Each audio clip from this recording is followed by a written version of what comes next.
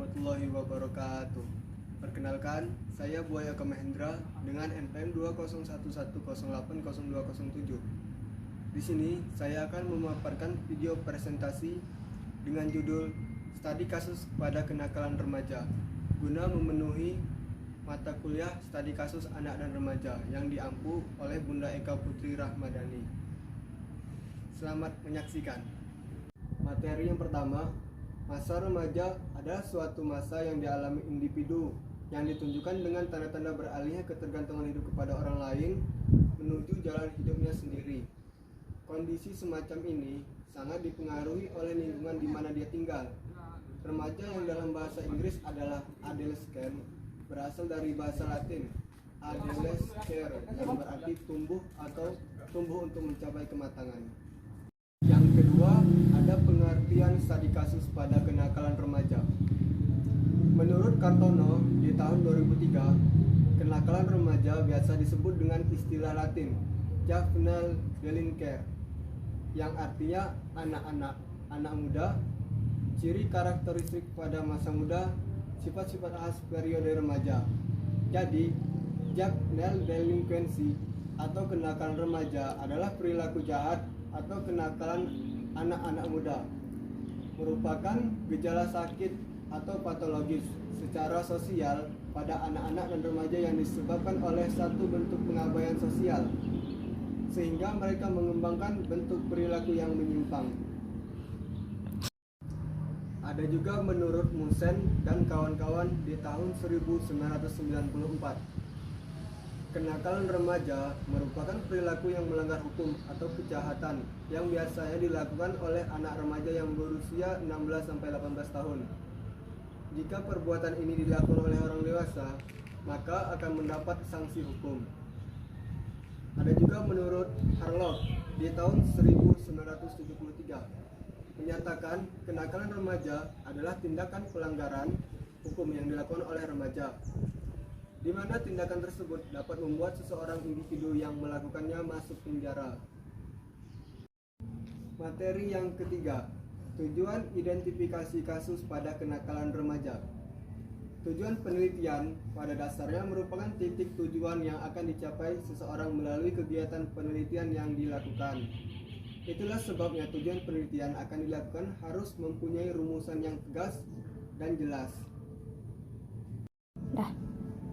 Materi yang keempat, yaitu sasaran studi kasus pada kenakalan remaja.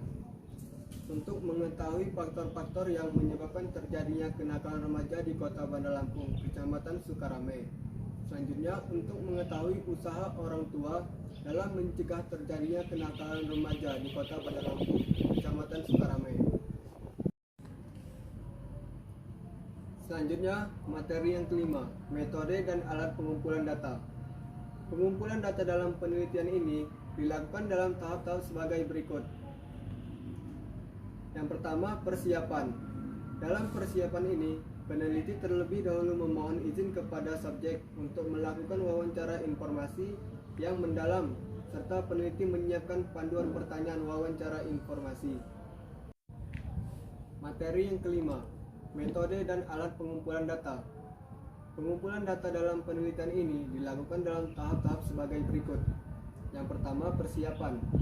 Dalam persiapan ini, peneliti terlebih dahulu memohon izin kepada subjek untuk melakukan wawancara informasi yang mendalam, serta peneliti menyiapkan panduan pertanyaan wawancara informasi.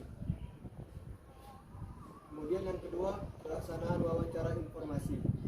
Peneliti mempersiapkan panduan wawancara informasi yang meliputi bidang pribadi sosial, bidang akademik, bidang karir, dan bidang kesehatan. Data yang terangkum secara lengkap dalam setiap bidang akan sangat membantu dalam menganalisis setiap masalah. Penulis mempersiapkan urutan pertanyaan dan perumusan pertanyaan. Kemudian, berpegang pada urutan fase dalam wawancara. Pada fase pembukaan diusahakan untuk menciptakan suasana yang cukup rileks dan diberikan penjelasan mengenai maksud dan tujuan wawancara. Kemudian selanjutnya, pihak-pihak yang diwawancarai adalah subjek, orang tua, saudara subjek, teman lingkungan sekitar rumah, teman di luar lingkungan rumah, dan pihak lain yang terkait. Diharapkan dengan beberapa pihak yang disebut di atas, peneliti mendapatkan data yang lengkap sesuai dengan topik ketika melakukan wawancara. Materi selanjutnya, analisis. Kali ini saya mengambil kasus merokok pada kenakalan remaja, karena kasus yang sering saya jumpai adalah anak yang masih sekolah namun sudah merokok.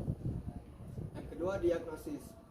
Kenakalan remaja seperti merokok biasa disebabkan oleh beberapa faktor, antara lain faktor keluarga, teman, orang tua, dan lingkungan. Yang ketiga, prognosis.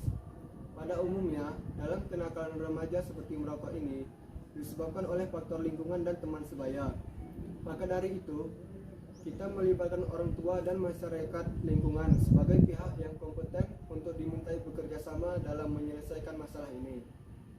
Selanjutnya, treatment. Memberikan teknik restructuring kognitif. Ini bertujuan untuk mengubah pola pikir negatif anak. Penggunaan teknik ini diharapkan untuk dapat mengurangi atau menghilangkan kebiasaan merokok pada anak remaja. Selanjutnya, yang terakhir, follow up. Setelah anak mendapatkan bimbingan lebih lanjut dari orang tua, anak mengalami perubahan pola pikirnya menjadi lebih baik dan dengan tidak merokok lagi. Usaha bantuan yang sudah diberikan tidak hanya dibiarkan saja, tetapi harus ditindaklanjuti dengan cara melakukan pengamatan secara berkala terhadap kegiatan anak tentang perubahan perilaku.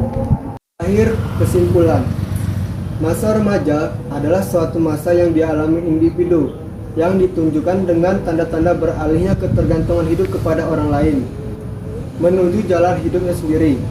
Kondisi semacam ini sangat dipengaruhi oleh lingkungan di mana dia tinggal. Kenakalan remaja sudah menjadi masalah di semua negara. Setiap tahun, tingkat kenakalan remaja menunjukkan peningkatan. Lingkungan sangat berpengaruh besar dalam pembentukan jiwa remaja. Remaja yang telah salah memilih tempat atau teman dalam bergaulnya akan berdampak negatif terhadap perkembangan pribadinya. Tapi, bila dia memasuki lingkungan pergaulan yang sehat, seperti organisasi pemuda yang resmi diakui oleh pemerintah, akan berdampak positif bagi perkembangan kepribadiannya. Sekian video pemaparan materi dari saya. Bila ada kesalahan, saya mohon maaf. Saya akhiri. Wassalamualaikum warahmatullahi wabarakatuh.